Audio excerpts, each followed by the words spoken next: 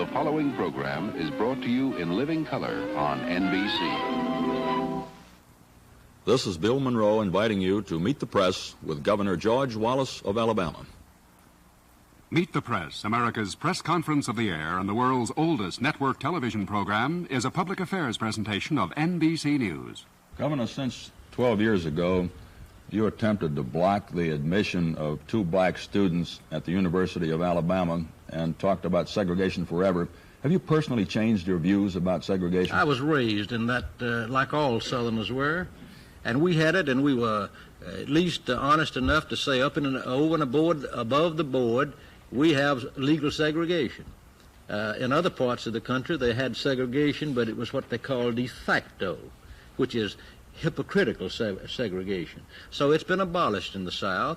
Even that leaders, black leaders in this country today, saying that the people of the South are doing better than they are in other regions of the country. Do you personally no longer believe in segregation? Well, there's no longer any legal segregation. Have your views changed? My views have changed in this respect. We never did have segregation except in the schools. We've always been closer, lived together closer.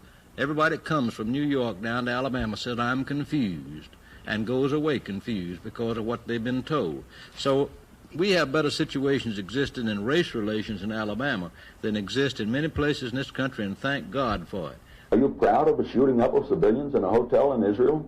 It's not hotels. They are fighting in different places, in the hotel, in the streets, but they were obliged to gather in this hotel. And don't forget that this hotel had been planted by Rabin and by Beres himself, as have been declared, not me. Sir, are you saying terrorism is all right if it is committed inside Israel by your people? Not terrorism. Not terrorism. Military operations. Mr. Palmer? Like the same had been the other military operations, resistance operations, which had been done against the Nazism in France, in Italy, in Belgium. Mr. Jordan, I'm told that 5 of the president's economic advisors, top economic advisors, unanimously recommended to him somewhere in the neighborhood of 10 days ago that in approaching the energy matter, he decontrol gasoline prices, and that the president rejected the advice of these 5 top economic advisors and took the advice of his political advisors to keep controls on gasoline prices. Could you tell us the truth of that? Mr. Monroe, I would just say generally that I do not talk before the fact or after the fact as to who supported what option among the cabinet or among the White House staff. The president made that decision. He's comfortable with it.